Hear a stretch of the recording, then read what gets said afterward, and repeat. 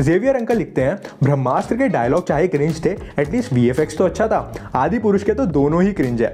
वाह, पिक्चर आदि पुरुष रिलीज हुई है और प्रमोशन ब्रह्मास्त्र का चल रहा है। और यार क्या डायलॉग्स लिखे हैं, तेरे बाप की जलेगी भी तेरे बाप की। ये कोई दिल्ली की सड़कों पे स्ट्रीट फाइट चल रही है। और रावण कोई हैरी पॉटर का वोल्डेमॉर्ट है जो अपने साथ नगीनी लेके घूम रहा है। इस हफ्ते एक बड़ा मजेदार किस्सा सामने आया जब एक आदमी इतना बंड हो गया कि यही भूल गया कि वो अपनी गाड़ी में बैठा है और गाड़ी को किसी अनजान आदमी को देकर खुद मेट्रो से घर वापस आया। Hello and welcome to the chai tapri show, वो शो जहां हम बात करते हैं पूरे हफ्ते की कड़क कटिंग और मसालेदार खबरों पर।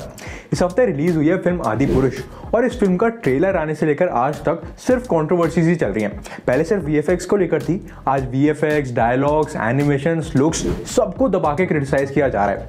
ये देखिए जनता का रिएक्शन क्या है। कैसी लगी फिल्म? बकवास, कैसी लगी? सही नहीं था और रामायण के हिसाब से देखो तो सही नहीं, बकवास, बहुत बेकार मूवी। और देखो फिल्म मेकर्स ने काम ही ऐसा किया है। अगर आपने फिल्म देखी है तो आपको समझ आएगा कि जेंजी वाले हेयरकट, वाहियात वीएफएक्स और एक से एक टपोरी डायलॉग्स डाल के ये फिल्म रामायण कम टिकटॉक की रील ज्यादा लग रही है। और यार क्या डायलॉग्स लिखे हैं, तेरे बाप की जलेगी भी तेरे बाप की। ये कोई दिल्ली की सड़कों पे स्ट्रीट फाइट चल रही है। और रावण कोई हैरी पॉटर का वोल्डेमॉर्ट है जो अपने साथ नगीनी लेके घूम रहा है। इनफैक्ट जो लोग अपने बच्चों को लेकर गए थे वो रिग्रेट कर रहे हैं कि बेटा गलती हो गई, घर चल रामानंद सागर वाली ही देखना, वही असली है। अपने बच्चे को मूवी दिखाने लेके आया कि मेरा बच्चा कुछ सीखे हमारे ग्रंथों के बारे में। अब बच्चा 10 क्वेश्चन कर रहा है हमसे कि रावण ऐसे ही था, कि राम ऐसे ही थे। तरन आदर्श ने कमेंट किया, Adipurush is an epic disappointment, just doesn't meet the mammoth expectations. Director Om Raut had a dream cast and a massive budget on hand but creates a huge mess. Sagar भाई ने लिखा, modern haircuts, tattoos, cheap animations and cringe dialogues, Adipurush is an all India TikTok association meeting. Xavier uncle लिखते हैं, ब्रह्मास्त्र के dialogue चाहे cringe थे, at least VFX तो अच्छा था। आदि पुरुष के तो दोनों ही क्रिंज है। वाह, पिक्चर आदि पुरुष रिलीज हुई है और प्रमोशन ब्रह्मास्त्र का चल रहा है। लाख बुराइयां थी मुझ में पर मैं छपरी नहीं था, हे प्रभु क्या ही बना दिया। रोशन राय ने लिखा है, how Om रॉथ made Adi Purush, 2% Ramayan, 25% Marvel, 25% DC, 25% planet of the apes, 23% temple run, all mix together and edited in Microsoft paint. देखो यार, मैं एक बात कहना चाहता हूँ, रामायण की कहानी हर एक इंसान को पता है, मगर इसके बावजूद भी जब भी कोई इसे रिक्रिएट करने की कोशिश करता है तो लोग देखने जाते हैं, अपनी श्रद्धा की वजह से, अपने प्यार और विश्वास की वजह से।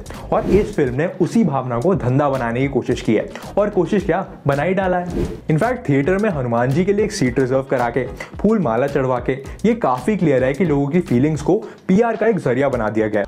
आदि पुरुष के हर शो में एक सीट आप खाली रखें। Keep one seat for our Hanuman ji, he will come to see Ramayan. और हनुमान जी भी ये पिक्चर देखेंगे तो यही बोलेंगे, तुम्हें शर्म है? कुछ शर्म आया है? इन शॉर्ट बात करें तो ये फिल्म लोगों की एक्सपेक्टेशंस पर खरी नहीं उतर पाई है और उन्हें एंटरटेन करने की जगह उनके सेंटिमेंट्स को हर्ट कर रही है। तो दोस्तों, इसी के साथ बढ़ते हैं हमारे आज के अगले सेक्शन की तरफ, जिसका नाम है वीकली दरबार, जहां कुछ छोटी बड़ी देश विदेश की सारी खबरों का दरबार लगाया जाता है। और इससे पहले कि इस दरबार की बैठक शुरू हो, थोड़ा लाइक और सब्सक्राइब कर दो यार। अरे बिल्कुल फ्री है, अरे 1 सेकंड लगेगा, करके तो देखो। इस हफ्ते की सबसे पहली खबर है एजुकेशन से रिलेटेड और काफी इंपॉर्टेंट है, ध्यान से सुनना। रिसेंटली एनसीईआरटी ने सिलेबस को रैशनलाइज करने के चक्कर में कई सारे सब्जेक्ट्स में छेड़छाड़ की है। कई सारे चैप्टर्स जैसे कि मुगल डायनेस्टी, गांधी जी का असैसिनेशन, आरएसएस पर ban, Gujarat rights, democracy, basically जो भी पॉलिटिक्स से रिलेटेड चैप्टर्स हैं उन सभी को उड़ा दिया गया है। अब इसके चलते ये दो लोग, योगेंद्र यादव और सुहास पालचेकर, जो कि एनसीईआरटी की पॉलिटिकल साइंस बुक्स के चीफ एडवाइजर्स रह चुके हैं, इन्होंने एनसीईआरटी को एक खत लिखा है कि भाई साहब कृपया करके आप हमारा नाम जो है इन किताबों से हटा दीजिए, क्योंकि आपने इनमें इतने चेंजेस किए हैं कि अब ये वो बुक्स रही नहीं जो हमने बनाई थी। The NCERT can still use our name while changing the substance of the book. In fact जिन बुक्स को देखकर एक जमाने में हमें गर्व हुआ करता था, आज उन्हें देखकर शर्म आती है। अच्छा, कमाल की बात यह है कि इन दोनों के बाद 33 और लोग जो कि 2006 से 7 के बीच में एनसीईआरटी की टेक्स्ट बुक डेवलपमेंट कमेटी का हिस्सा थे, उन्होंने भी एनसीईआरटी को सेम खत लिखा कि भैया हमारा भी नाम हटाओ, क्योंकि हमने जो किताबें बनाई थी वो काफ़ी वेल रिसर्च थी और अब आपने जो चेंजेस किए हैं उन्होंने किताबों को खोखला कर दिया है और हमें ये मंजूर नहीं है। देखो ये जो सब हो रहा है ये कोई ताज्जुब वाली बात नहीं है, क्योंकि इतिहास इस बात का गवाह है कि जब भी सरकार बदली है तो हिस्ट्री की किताबों में फेरबदल जरूर की गई है। हर पार्टी चाहती है कि इतिहास में उनका नाम सुनहरे अक्षरों से लिखा जाए, और खासकर बच्चे जो कि देश का भविष्य है वो उनके बारे में अच्छा ही पढ़ें। खैर, इसी के साथ बढ़ते हैं हमारे आज की अगली खबर की तरफ। इस हफ्ते एक रिपोर्ट रिलीज हुई है जिसमें पाया गया है कि इस साल 6,500 अमीर लोग भारत को छोड़कर दूसरे देश में जाकर सेटल हो सकते हैं। इस रिपोर्ट का नाम है Henley private wealth migration report 2023, और यहाँ अमीर का मतलब है मिलियनियर, यानी कि जिसके पास डॉलर में $1 मिलियन हो और रुपए में कम से कम 8 करोड़ 20 लाख रुपए हो। अरे वही कोठी बंगले वाले लोग। पर अब सवाल आता है कि आखिर ये लोग जा कहाँ रहे हैं और क्यों जा रहे हैं। इस रिपोर्ट के मुताबिक इंडियंस के लिए 5 सबसे फेवरेट जगह हैं: अमेरिका, ऑस्ट्रेलिया, सिंगापुर, स्विट्जरलैंड और यूएई।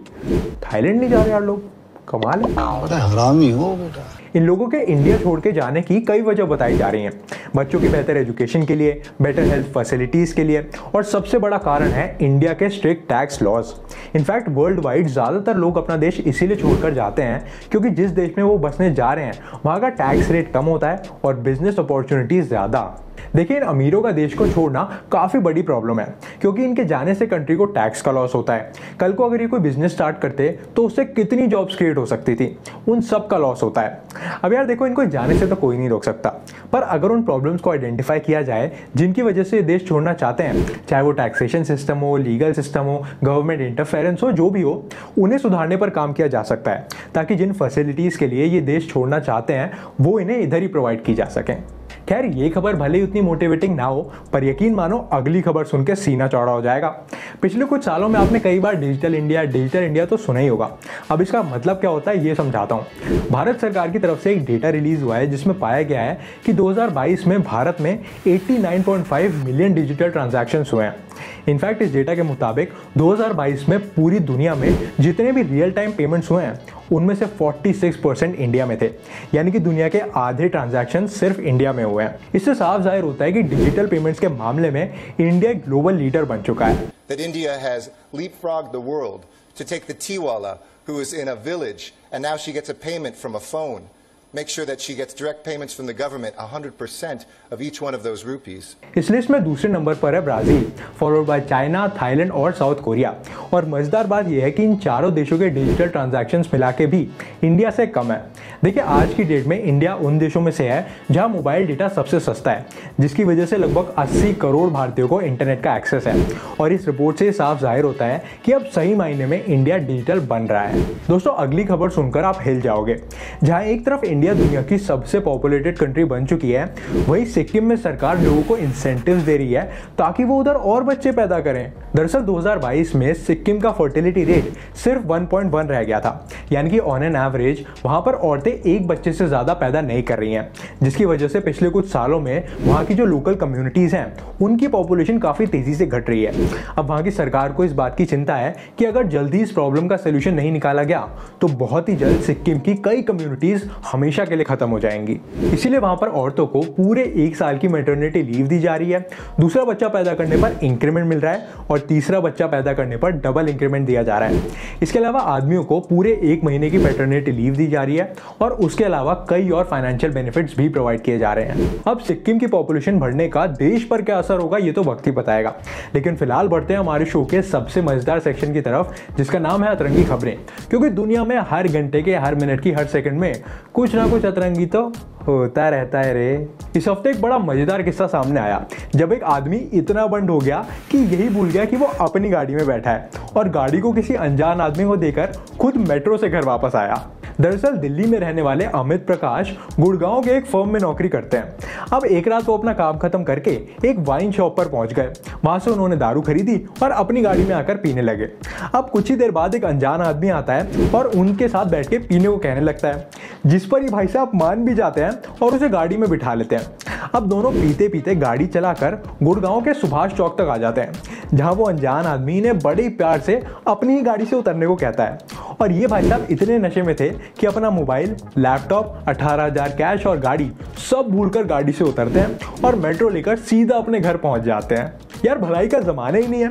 मतलब इन भाई ने एक अनजान आदमी को दारू पिला दी और वो इन्हें लूट के ले गया। ये भगवान क्या जुल्म है। घोर कलयुग। अच्छा, एक और कमाल की बात है कि ये पूरा किस्सा भाई को अगले दिन याद आया, मतलब जब हैंगओवर वगैरह सब उतर गया तब। मैं तो सोच रहा हूँ कि इतने नशे में इसे अपना घर भी कैसे याद रहेगा। देखो यार, आप जब भी सैलून में जाते हो तो वो सैलून वाला पूरी कोशिश करता है कि जिस काम के लिए आप आए हो उसके ऊपर 36 चीजें और करा के जाओ। मतलब अगर आप बाल कटवाने जाते हो तो आपसे पूछते हैं भैया शैम्पू कर दूं, भैया स्पा कर दूं, भैया हेड मसाज तो करवा के ही जाना, अरे भैया चेहरे पे क्या हो रहा है, डी टैन कर दूं, चमक जाएगा एकदम। कुछ ऐसा ही हुआ चाइना में रहने वाले एक आदमी के साथ। दरअसल इनके बर्थडे पर उनके दोस्त ने एक 230 रुपए का सैलून का गिफ्ट कार्ड चिपका दिया। अब उस गिफ्ट कार्ड को कैश कराने ये पहुंच गए अपने बाल कटवाने। अब सैलून वालों ने इनसे कहा कि भाई साहब बाल कटवाने से पहले एक सर की मसाज करानी पड़ेगी। तो उन्होंने कहा ठीक है भाई, सर की मसाज कितने की होगी, कर दो।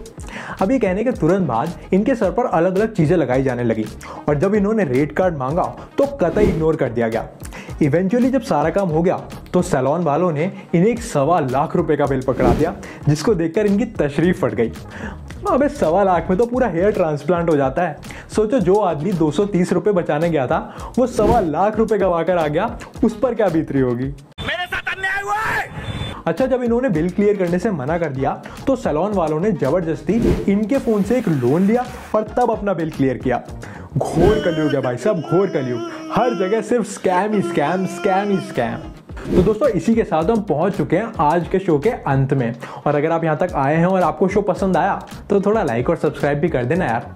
और जैसे कि मैं हर एक एपिसोड में कहता हूं कि अगर इस पूरे हफ्ते की कोई भी बड़ी खबर मुझसे मिस हो गई और आप उसके बारे में जानना चाहते हैं तो उसे भी आप कमेंट करके बता सकते हैं, मैं उसके बारे में आपको जरूर बताऊंगा। मिलते हैं अगले एपिसोड में, तब तक के लिए नमस्कार, शुक्रिया और जय हिंद।